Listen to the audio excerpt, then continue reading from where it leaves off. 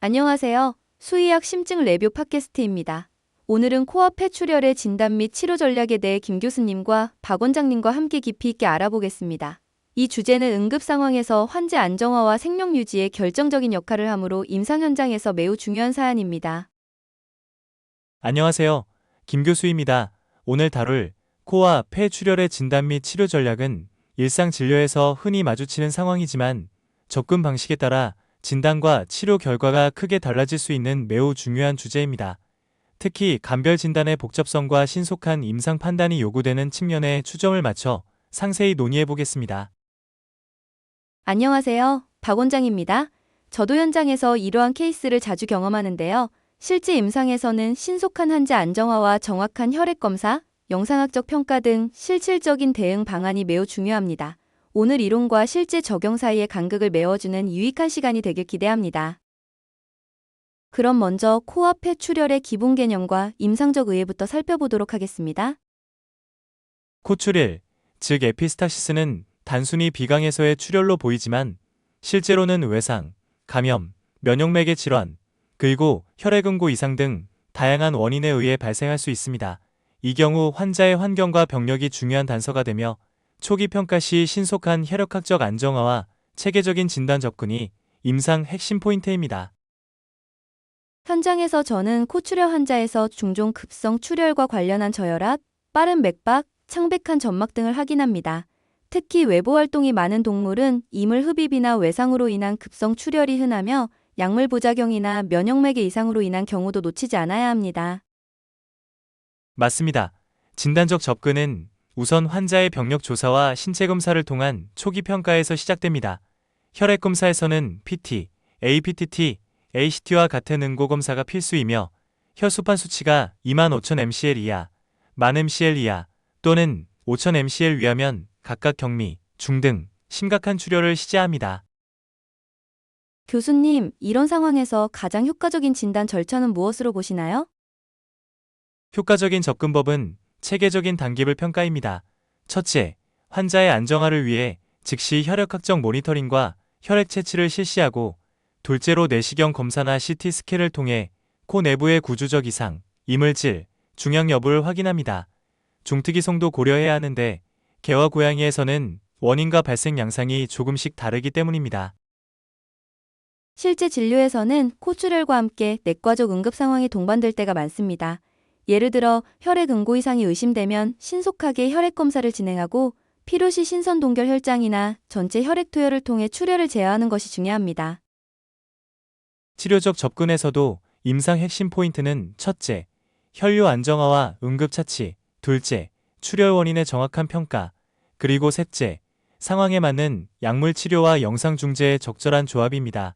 예를 들어 특정 약물은 용량 5에서 10mg/kg 범위 내에서 정맥 주사로 투여되며 그 효과를 면밀히 모니터링해야 합니다. 그럼 이제 폐출혈, 즉 혈담증에 대해 이야기해 볼까요?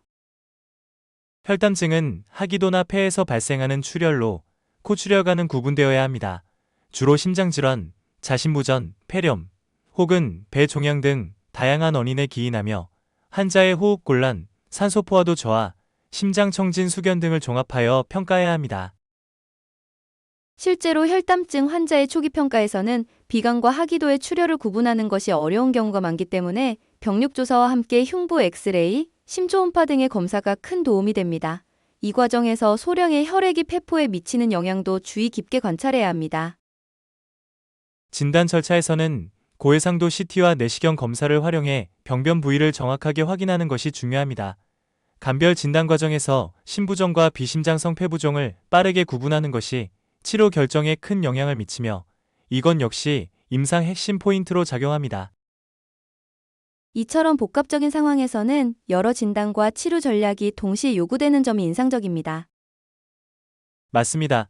치료적 접근은 기본적으로 체계적인 전략에 기반합니다. 우선 환자의 안정화와 혈액 검사를 신속히 진행한 후 필요에 따라 항출혈 치료, 내시경적 압박요법 또는 인터벤셔널 방사선 치료 등 다양한 옵션을 고려할 수 있습니다. 예를 들어 폴리 카테터를 이용한 압박요법은 출혈을 효과적으로 제어할 수 있는 중재법입니다. 또한 실제 임상에서는 보호자와의 소통도 중요한데요. 치료 진행 상황과 예상 결과를 투명하게 설명하여 보호자들이 신뢰를 갖도록 하는 것이 성공적인 치료에 필수적입니다. 가끔은 진료실에서 웃음을 자아내는 상황도 발생하는데 이런 유머 같은 순간들이 긴장을 완화하고 팀워크를 높이는 데 도움이 되기도 합니다. 정말 중요한 점입니다. 보호자와의 원활한 소통은 치료 성공의 핵심 요소 중 하나로 임상 핵심 포인트로 항상 기억해야 합니다. 결국 우리의 목표는 환자 안전을 확보하고 최적의 치료 결과를 이끌어내는 것입니다. 최근 연구 동향에서는 새로운 영상 진단 기술과 정밀 혈액 응고 평가 도구들이 빠르게 발전하고 있는데요. 이에 대해서도 한번 이야기해 볼까요? 네, 최신 연구에서는 CT 및 MRI 기술을 활용한 고해상도 영상 진단, 그리고 트후론 벨라스토그라피아 같은 정밀 혈액 응고 평가 기법이 주목받고 있습니다. 이러한 기술들은 진단의 정확도를 높이고 개별 환자에 최적화된 치료, 전략 수립에 큰 도움을 주고 있습니다. 향후 인터벤셔널 기술과 채소 침습 수술 기법의 발전 또한 기대할 만합니다. 현장에서는 이러한 첨단 기술을 도입할 때 초기 응급처치 프로토콜과의 통합이 중요합니다. 단계별 접근 방식을 통해 실제 적용 시 발생할 수 있는 문제점을 미리 파악하고 대응하는 것이 필수적이라고 생각합니다. 결국 우리의 최종 목표는 환자의 생명을 지키고 최적의 임상 결과를 도출하는 것입니다.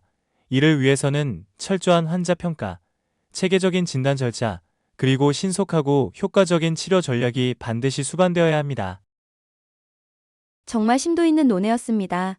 오늘 논의한 다양한 임상 핵심 포인트와 전략들이 많은 청취자분들께 큰 도움이 되리라 믿습니다.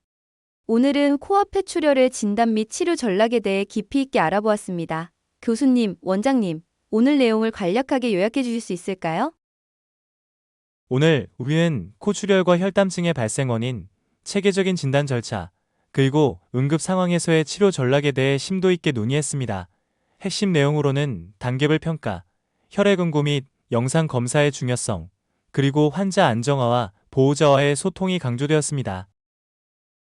현장에서 바로 적용 가능한 핵심 포인트는 신속한 환자 안정화, 정확한 진단 프로토콜 수립, 그리고 효과적인 치료 옵션 결정입니다. 이러한 접근 방식을 통해 임상 결과를 크게 개선시킬 수 있을 것입니다.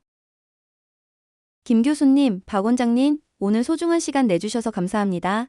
청취자 여러분도 오늘 논의한 내용이 임상 현장에서 큰 도움이 되시길 바라며 다음 시간에는 또 다른 주제로 찾아뵙겠습니다. 감사합니다.